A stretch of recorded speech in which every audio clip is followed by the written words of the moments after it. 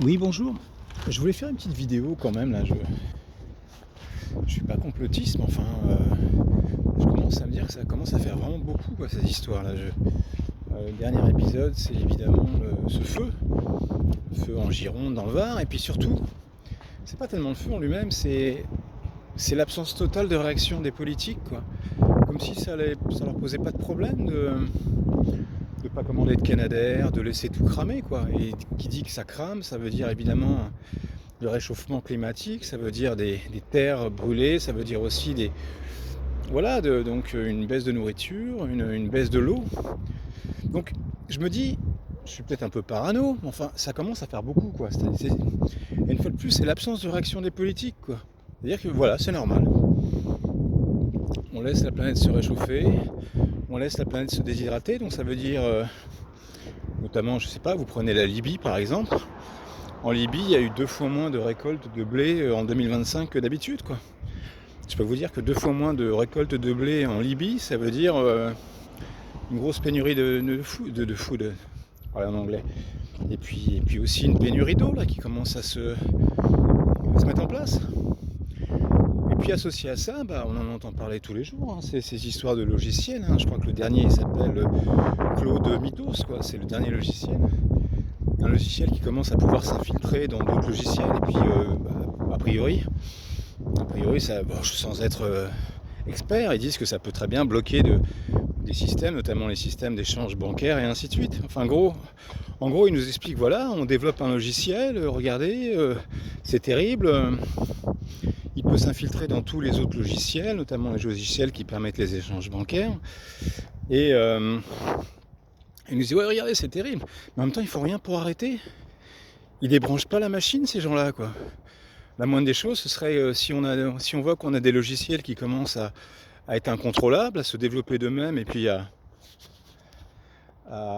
s'infiltrer dans n'importe quelle machine, et bien la moindre des choses, c'est d'arrêter, c'est de couper l'électricité, quoi. C'est d'arrêter pardon, de nourrir ces logiciels. Donc voilà, je trouve que ça fait beaucoup.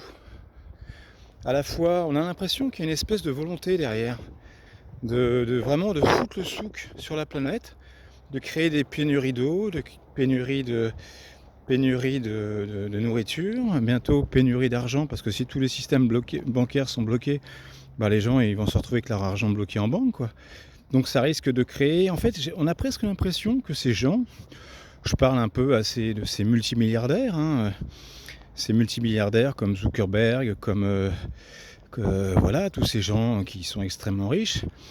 Je pense qu'il y en a parmi vous des gens qui sont au courant, mais tous ces gens, c'est notamment ces multimilliardaires américains, se sont tous fait construire des villas en autonomie complète, notamment sur Hawaï. Je crois que par exemple, pour prendre le cas de Zuckerberg, il s'est fait construire une villa avec une autonomie en énergie, en nourriture, pour au moins 2 ou 3 générations, quoi. Et s'il n'est pas le seul, hein, ces baraques, ces espèces de forteresses comme ça au milieu du Pacifique, on en trouve en Nouvelle-Zélande, on en trouve aussi sur Hawaï. Hein. Donc, ça, plus ça, plus ça, plus ça. Et puis, plus des discours parfois comme Bill Gates. Hein. Bill Gates qui disait que dans l'idéal, il ne faudrait pas plus de 100 millions d'habitants sur la planète pour que le genre humain ne nuise pas à la planète. Donc voilà, je suis assez... je n'étais pas là-dedans. Enfin, non, je n'étais pas là-dedans, mais là je trouve que les choses se précisent. Et vraiment le dernier, l'absence totale de réaction d'individus comme Macron face aux catastrophes du feu, hein. C'est-à-dire que y a cette non-volonté manifeste d'anticiper des nouveaux feux qui vont arriver, quoi.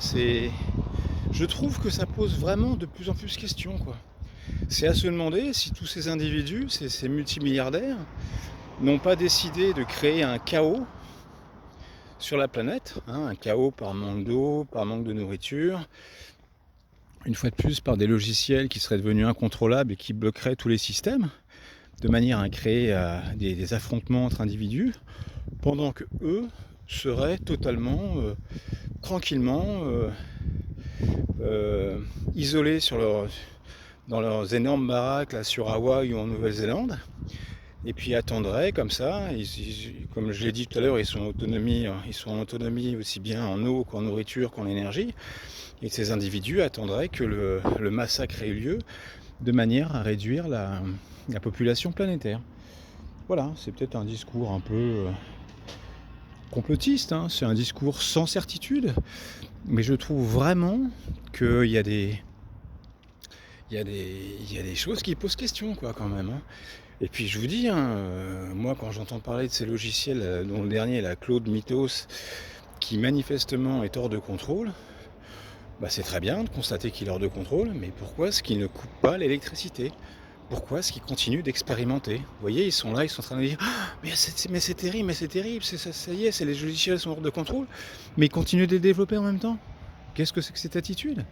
Voilà, enfin bon, je laisse chacun face à ces éléments, ces morceaux du puzzle, et je trouve que ça commence à faire beaucoup.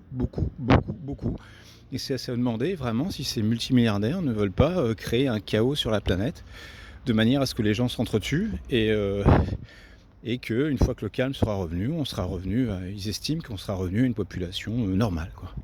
Voilà, merci.